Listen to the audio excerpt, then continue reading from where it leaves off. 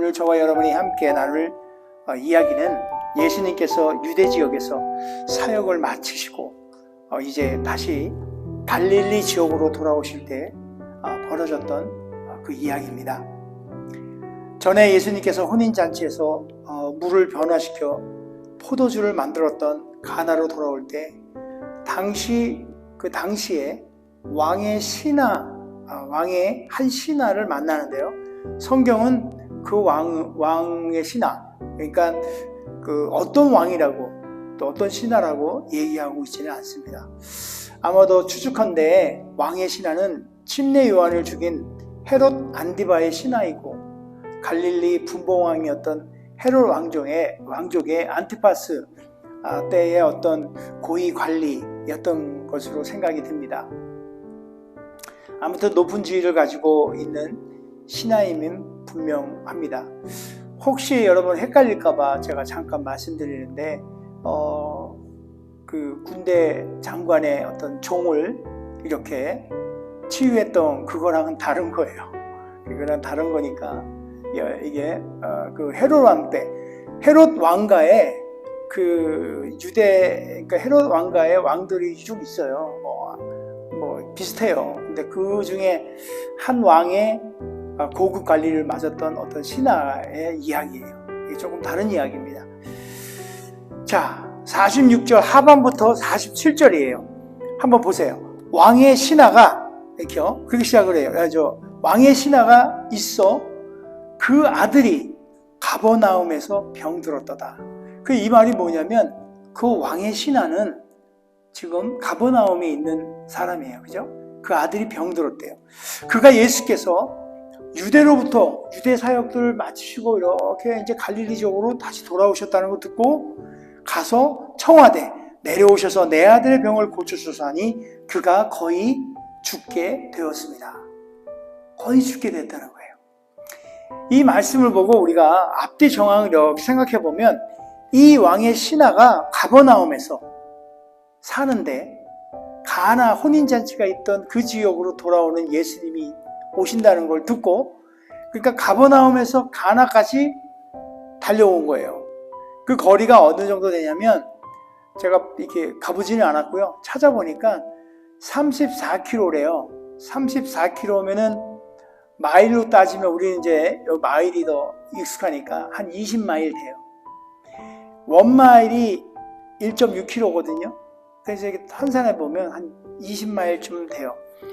빠른 걸음으로 걸으면 한 6, 7시간? 그리고 이제 저의 걸음으로 가면 8시간에서 9시간 정도 걸리는 그런 거리를 그 거리를 단숨에 그냥 달려와서 갈릴리에 그냥 목수의 아들, 목수인 예수님을 찾아온 거예요. 아주 지위가 높은 왕의 신하, 이 지위가 높은 신분의 사람이 멀리까지 하인을 시켜서 그 데리고 와 이럴 수도 있잖아요. 그러지 아니하고 그가 직접 이곳에 달려옵니다. 여러분 그 이유가 뭐라고 생각합니까? 침례 요한을 처형시킨 그 헤롯 왕의 신하라면 그 높은 권력으로 그냥 뭐라고 그래야 돼요? 그냥 예수 좀 잡아와 이럴 수 있잖아요. 근데 그럼에도 불구하고 그가 직접 그 20마일이나 되는 그 길을 7시간, 8시간 가야 되는 그 거리를 달려와요. 그 이유는 아마도 그의 아들이 죽게 되어서 그런 것 같아요. 그냥 한 걸음에 달려온 것 같아요. 그걸 보니까 내 아들의 병을 고쳐주소서 그가 거의 죽게 되었습니다. 아들의 그 죽어가는 모습을 바라보는 그 아버지의 심정을 보면 속수무책으로 진짜 바라만 봐야 되는 그 심정은 이루 말할 수 없을 것 같아요. 심장이 막 터질 것 같고 복장이 막 미칠 것 같고 그냥 그죠? 억장이 무너지고 그 마음으로 그 왕의 신하는 아비의 마음으로 여기까지 달려온 겁니다. 그리고 직접 말을 전하고 부탁하는 것으로 봐서 그러니까 우리 아들이 죽게 되었나이다. 병을 고쳐주소서 이런 얘기를 와서 직접 하는 거 보면 예수님의 그 이야기들을 많이 들은 거예요. 이미 이 사람은. 그렇죠? 그래서 예수님의 소식을 이미 다른 사람으로부터 많이 들었기 때문에 지푸라기라도 잡고자 하는 그 심정으로 예수님을 직접적으로 찾아온 거예요. 우리의 삶에 또 우리의 인생 가운데 갑작스럽게 불행이 닥쳐오면 우리는 이 왕의 신하처럼 절박함을 좀 느끼게 됩니다. 그래서 이런 절박감을 갖고 예수님을 찾은 거예요. 왕의 신하라는 높은 지위에 있는 사람, 삶의 많은 것들이 풍요롭고 별다른 어려움 없이 살면서 진짜 풍족하게 사는 사람에게 과연 하나님을 그들이 필요로 할까요? 흔한 말로 세상에 잘 나가는 사람, 뭐든지 막 잘 나가고 그런 사람들 있잖아요. 대부분 그런 사람들 보면 자기가 잘해서, 그렇죠? 자기가 잘해서 잘된 것처럼 그렇게 우리가 덜어놓은 교만한 모습들을 우리가 바라봅니다. 그 크게 세상에서 성공한 사람들을 얘기하자는 게 아니고요. 우리 스스로를 보세요. 뭔가 하나 조금 잘된 거 하나 있잖아요. 그러면 내가 막 해서 된 것 같이 교만한 모습, 목에 힘이 들어가고, 그죠? 늘 부족함이 없고 풍요로운 그런 고위 관리인 이 왕의 신하는 이런 그 아들이 죽어가는 그런 절박한 상황이 아니고서야 어떻게 예수님을 만나겠어요, 그죠? 예수님 찾아오질 않아요. 우리는 삶의 인생 가운데 수많은 만남을 갖고 삽니다. 수많은 만남을 가져요. 그 사람과의 만남만 얘기하는 게 아니고요. 우리가 인생에서 맞닥뜨려지는 많은 일들을 만나는 거예요. 기쁜 일도 만나기도 하고 슬픈 일도 만나기도 하고 또 사람 때문에 기쁘기도 하고 어렵기도 하고 또 때 아닌 행운도 이렇게 맞닥뜨리기도 하고 그런데 그 중에서 정말 세상에서 가장 좋은 만남이 있는데 그것은 바로 예수님을 만나는 거예요. 예수님과의 그 만남 가장 소중하고요. 가장 멋진 일이 아니었나 생각을 해봅니다. 저의 인생에서 가장 위대한 만남, 바로 축복된 만남, 그것이 예수님과의 만남이라고 저는 생각합니다. 여러분들도 마찬가지일 거예요. 그런데 그런 만남이 비록 고난을 통해서 예수님을 만났다. 저는 그걸 원치는 않죠. 고난 가운데 예수님 만나고 싶지 않아요. 그냥 정말 평화로운 가운데, 은혜로운 가운데 그냥 조용히 이렇게 만나고 싶어요. 그런데 그렇게 어려운 가운데 만난 예수님이라도 그 어려운 만남, 그것조차도 위대한 만남이다라고 얘기할 수 있어요. 그 고난은 불행이 아니라 그 고난이 있었던 이 모든 부분은 더 이상의 그건 불행이 아니고 오히려 다행이에요. 그 고난을 통하여 인생의 그 최고의 그 행운을 만난 사건이에요. 제가 아는 지인 중에 한 분이 계신데 전영대 목사님이세요. 그분이 이런 말을 해요. 그분이 그 책을 쓰셨는데 버팀목이라는 책을 쓰셨는데 그 버팀목 책에 보면 그런 게 있어요. 고난은 그 하나님의 복을 주기 포장된 선물이다, 이렇게 표현이 되어 있어요. 그게 그런 것 같아요.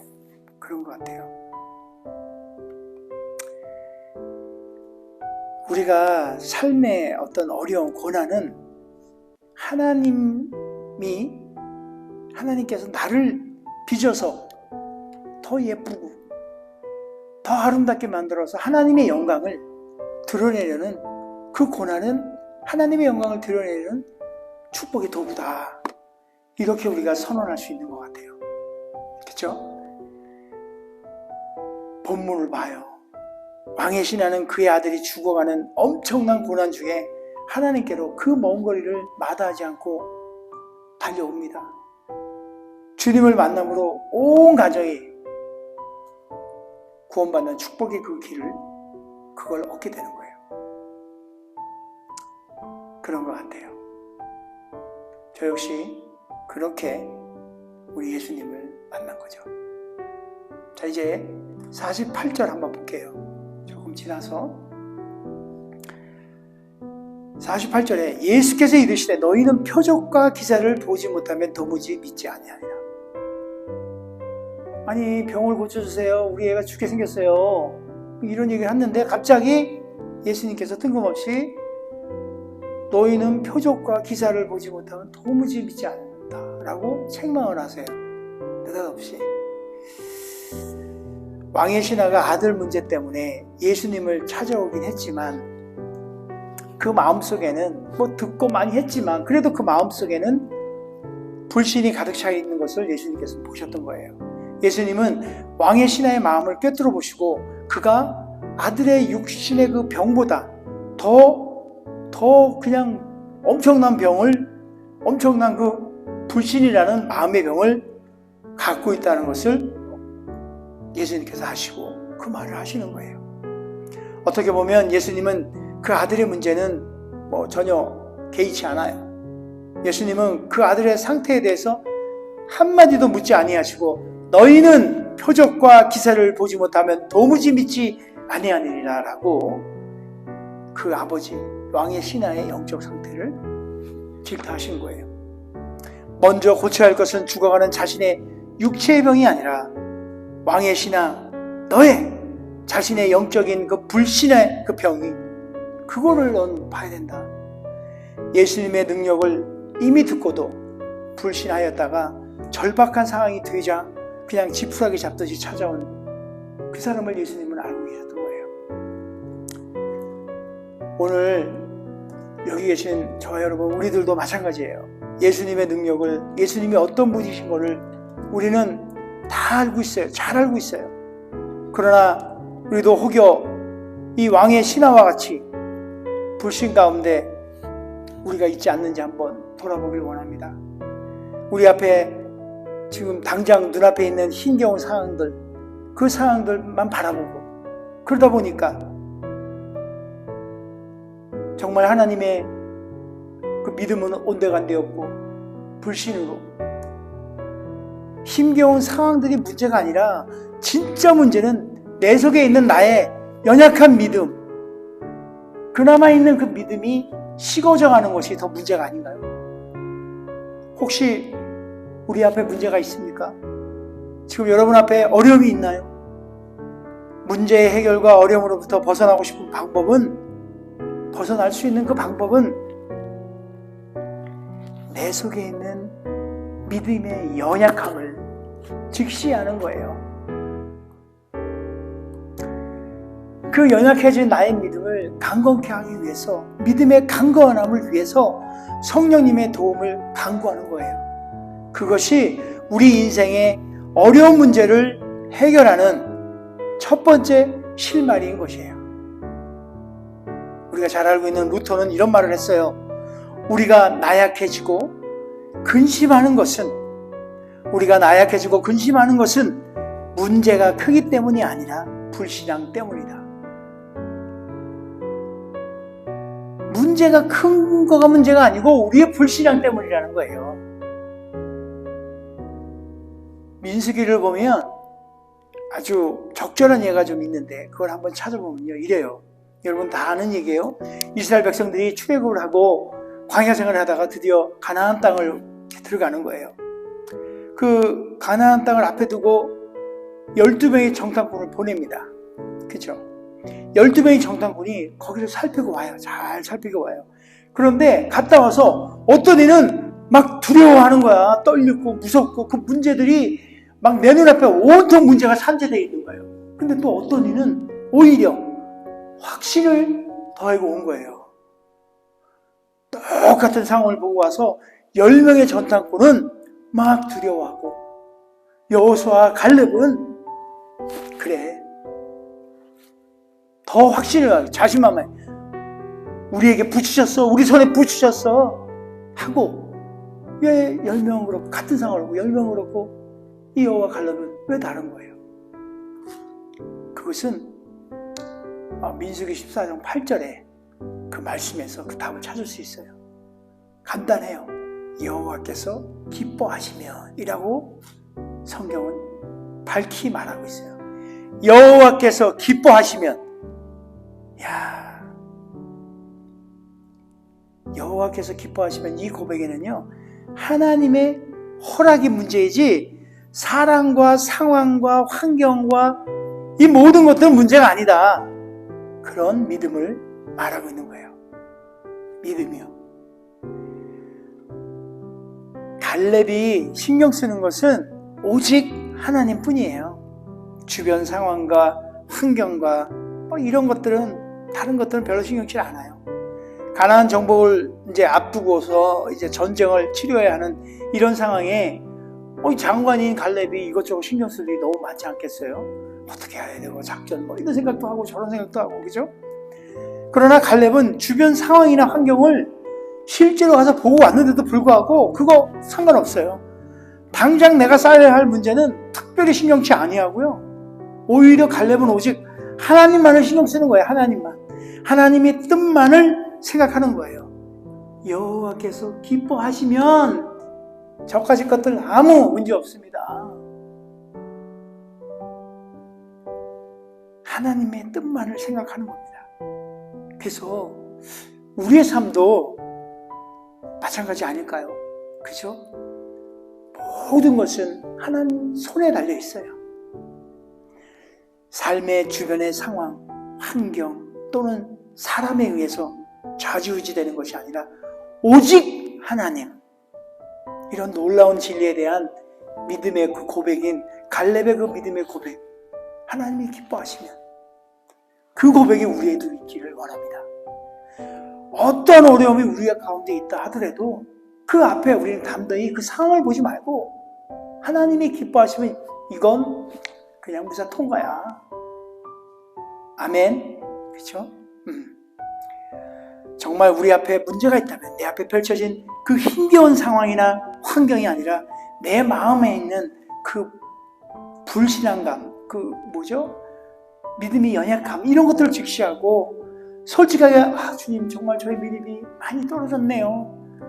어쩌죠? 오히려 그런 게 더, 그렇죠?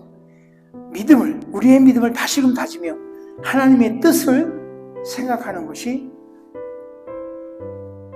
그 방법일 겁니다. 자, 이제 50절을 한번 볼게요. 50절. 예수께서 이르시되 가라, 내 아들이 살아있다 하시니 그 사람이 예수께서 하신 말씀을 믿고 가더니, 여기에 이제 엄청난 비밀이 또 숨겨져 있네요. 저는요, 요즘 보면은 이 성경 말씀을 보잖아요. 그러면 한마디 한마디 한글 한 글자가 막 숨겨진 게 너무 많은 것 같아요. 그 안에. 너무 놀라워요. 그래서 우리 하나님 역시 대단하다. 사실 생각을 해보세요. 66권 성경 가운데요, 하나님이 우리에게 보이신 기적들 많이 있죠. 그죠? 근데 그거 다 따져봐야 몇 개가 되겠어요? 수십만 개 될까요? 이게 기록되어 있는 걸로만 봐서. 근데 지금 2000여 년 동안 많은 선지자들이, 또 현대에 있는 지금 목사들이 한두 명이에요. 어디? 시카고에만 1000명이 넘는데 주일마다 선포되는 이 말씀들이 매주 다른 거예요. 이게 새벽에 선포되는 말씀, 수요일날, 금요일날, 주일날 선포되는 이 말씀, 이거 몇 번 하면은 재탕 아닐까요? 근데도요, 다른 거예요. 우리에게 오는 은혜가 너무 기가 막힙니다. 보세요. 말씀을 믿고 가더니, 이런 생각을 한번 해봅니다. 이런 생각을 잠깐 해볼게요. 무슨 생각을 했냐면 좀 엉뚱한 생각인데요. 만일에요, 그 왕의 신하가 예수님한테 이게 이제 내 아들이 나왔다, 가라, 이제 나왔다. 그랬더니 이제 네 아들이 낳았다 그랬는데 왕의 신하가 에이 그러지 말고요. 예수님 같이 가요. 가면 왜냐면은 그 어떤 접촉이라는 거 생각해봐요. 이제 안수하고 뭔가 이렇게 하고 뭐 그랬던 일들을 경험을 이제 들었기 때문에 아니 예수님 갑시다. 가면요 제가 맛있는 것도 좀 드리고 또 이렇게 살려주시면 또 파티도 좀 하고 제가 좀 잘 모실게요. 자 이런 마음으로 만약에 왕의 신하가 예수님한테 매달리면서 가자고 그랬다고 쳐봐요. 만약에 그러면 그렇게 가야만 한다고 우겼다면 어떤 결과가 나왔을까요? 그 아들이 살았을까요? 안 살았을까요? 너무 웃기죠? 재밌는 생각을 해봤어요. 저의 생각은 그래요. 아들이 살아나지 못했다. 어려웠다. 뭐 이런 생각을 해봐요. 왜냐하면 많은 예수님의 이적에는 항상 그 대상과의 어떤 인격적인 관계가 조금 전제되어 있어요. 예수님께서 보여진 이적의 사건들을 이렇게 우리가 이제 보다 보면 대부분 예수님께서 그 대상자들에게 이래요. 네가 낫기를 원하느냐 뭐 이런 거 하잖아요. 그죠? 혹은 나온 줄 네가 믿느냐 또 내 믿음이 너를 구원하였다. 내가 내 아들이 나온 줄 믿느냐 뭐 이런 식의 어떤 그 강구하는 자와의 어떤 인격적인 관계 속에서 먼저 이렇게 얘기를 해요. 어떤 접촉점을 만들고 이런 식으로 했던 것 같아요. 근데 왜냐하면 예수님의 그 어깨 인격적으로 맺는 이 부분은 이 포인트는 어떤 신뢰에 대한 부분들을 쌓는 거예요. 그런데 그것도 저것도 다 젖혀놓고 이 사람은 뭐라고 해요? 말씀을 믿고 아무런 적이 없는 거 말씀을 믿고 갔다 그래요. 말씀을 믿고 순종이라는 믿음을 보인 거예요. 그냥 어떤 관계성도 중요하고 다 이렇게 하지만은 자기의 지위를 가지고선 다 할 수도 있는데 거저 내 아들이 낫다 하는 그 말씀을 믿고 가더라. 말씀을 믿고 가더라. 순종이 없다면 변화, 즉 그러니까 치유의 역사는 일어나지 않는 거예요. 순종이 없으면 없다 이거예요. 그래서 저의 생각은 그 왕의 신하가 무릎을 빠락빠락 구겨가지고 그랬으면 순종이 없는 변화가 없는 거죠. 그렇게 생각을 해요. 정말 왕의 신하는 믿고 가더니 이거 정말 중요한 거예요. 믿고 가더니 아무리 우리가 아멘 아멘 해도 손과 발이 움직이지 않는다면 변화가 없을 것 같아요. 교회 안에서 우리가 아무리 믿습니다 라고 외쳐도 교회 밖에서 세상에서 무언가를 어떤 이루기 위해 무언가를 위해 누군가를 만나고 또 어떤 것들을 막 시도하고 어떤 일에 도전도 하고 그 무언가를 위해요. 우리가 믿음으로 진짜 믿고 움직이지 않으면 아무런 변화가 없어요. 믿음으로 말씀을 믿고 가더니 바로 말씀을 믿고 순종하여 나아갈 때 그 즉시 우리에게 닥친 모든 문제들은 사라지는 줄 믿으시기 바랍니다. 그 놀라운 일들을 우리 삶 가운데서 그 즉시 아멘 하고 믿음으로 믿고 발을 내딛는 거예요. 요단강에 내 발을 딛는 순간 우리 멈췄듯이 바로 말씀을 믿고 가더니 그것이 바로 어떤 문제 해결의 키예요. 키.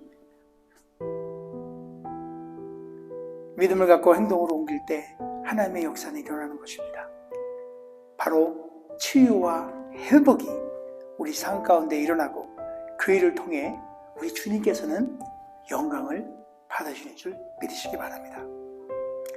이제 말씀을 마칩니다. 정리해 볼게요. 왕의 신하의 아들을 거친 표적은 계속 우리가 시리즈로 하고 있잖아요. 이 왕의 신하의 아들을 고친 이 표적은 우리에게 교훈을 주는데요. 제가 주보에 말씀 밑에 그 3가지 교훈을 적어놨습니다. 이걸 보시면 참고하시면 돼요. 첫 번째, 삶의 어려움, 고난은 하나님이 나를 빚어 하나님의 영광을 드러내려는 축복의 도구이다. 이걸 기억하시고요. 정말 문제가 있다면 내 앞에 있는 상황, 그 문제, 그것이 아니라 내 마음에 있는 불신이에요. 그리고 마지막으로 말씀을 믿고 순종하여 나갈 때 치유와 회복이 일어나는 것입니다. 여러분, 이 말씀을 마음판에 새기기 바랍니다. 믿고 말씀을 믿고 나가더니 우리 인생의 모든 일들, 그것이 내 마음에 들던 내 마음에 들지 않던 관계없이 우리 인생에 생기는 모든 일들은 바로 하나님의 영광을 위함인 걸 여러분 잊지 마시기 바랍니다.